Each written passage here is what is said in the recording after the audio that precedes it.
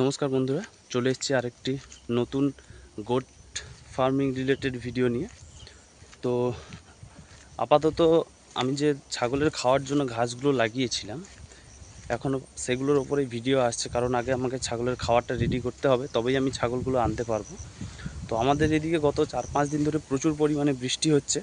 তো বৃষ্টি হওয়ার জন্য সেইভাবে আমি ঠিক আমার ঘাসের জমিটাতে আসতে পারিনি। খুব প্রচণ্ড পরিমাণে বৃষ্টি হচ্ছে, রাস্তা খুব খারাপ এদিকটাতে দেখতে পাচ্ছি। আমাকে এই ঘাসের জমিতে আসার জন্য দেখছেন এই পুকুর পাড়টা দিয়ে ওই দিক দিয়ে আমাকে আসতে হয়েছে। মেন রাস্তা আমাদের ওই দিকটাতে, এই পাড় দিয়ে আমাকে আসতে হয়েছে। রাস্তাতে প্রচুর কাদা এবং এদিকটাতে ঘাসও প্রচুর আছে, যেগুলো এমনি জঙ্গল ঘাস যেগুলো হয়। এবং আমি যেটা ঘাসটা লাগিয়েছি সেটা হলো আমার এই ঘাসের জমি। 25 দিনের মাথায় আমি ভিডিও দিয়েছিলাম ঘাসের গ্রোথ কী ছিল। আজকে আবার 5 দিন হয়ে গেছে, 30 দিনের মাথায় ঘাস দেখুন আমার বুকের সমানে হয়ে গেছে।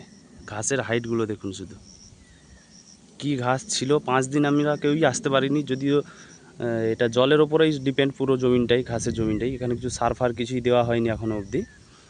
তো জল যেহেতু পেয়ে যাচ্ছে সেই জন্য আসার দরকারও পড়েনি সেরকম, প্রচুর বৃষ্টি হওয়ার কারণে দেখুন ঘাসটা কত লম্বা হয়েছে। তো আগের ভিডিওতে আমি দেখিয়েছিলাম ঘাসটা, একটা পাতা দাঁড় করে দেখিয়েছিলাম কাছাকাছি আমার পেটের সমানে হাইট ছিল। এই ভিডিওতে আমি দেখাচ্ছি দেখুন ঘাসটা কতটা হাইট হয়েছে। এই দেখুন ঘাসের পাতা আমার সমানে হয়ে গেছে, হাইট দেখতে পাচ্ছেন। আমি যতটা হাইট, প্রায় পাতা যদি দাঁড় করে আমার থেকেও অনেকটা হাইটে বেশি হয়ে যাচ্ছে, দেখতে পাচ্ছেন আপনারা। তো ঘাসগুলো দেখে খুব আনন্দ লাগছে, নিজে কষ্ট করে লাগিয়েছি তো তার ফল পেয়েছি আমি, এটাই খুব ভালো লাগছে। তো আর কিছুদিনের মধ্যেই ফার্মে ছাগল আনা শুরু করে দেবো আমি।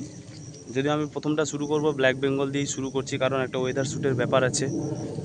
বাইরের ছাগল আনতে গেলে তার প্রবলেমটা প্রথমটা একটু বেশি হবে। এবার আমি ছাগল এনে যদি প্রবলেমটা ফেস না করতে পারি, তখন আমার ফার্মে অনেক কিছু সমস্যা চলে আসবে।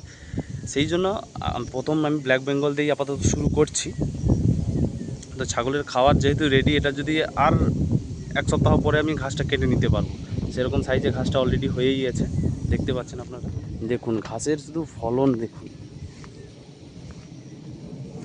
আগের বারে যেই ঘাস জমিতে এসেছিলাম, আগের বারে যেই ঘাসটা 1 থেকে 1.5 হাত লম্বা ছিল, এখন সেই ঘাসটার হাইট হয়ে দাঁড়িয়েছে 6 ফুট 5 ফুট। এই সাইডটাতে একটু রোদটা বেশি পড়ে, সেই জন্য এই দিকের ঘাসটা একটু বেশি বেড়েছে।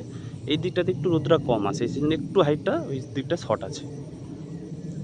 দেখুন ঘাসের হাইট হয়েছে দেখুন।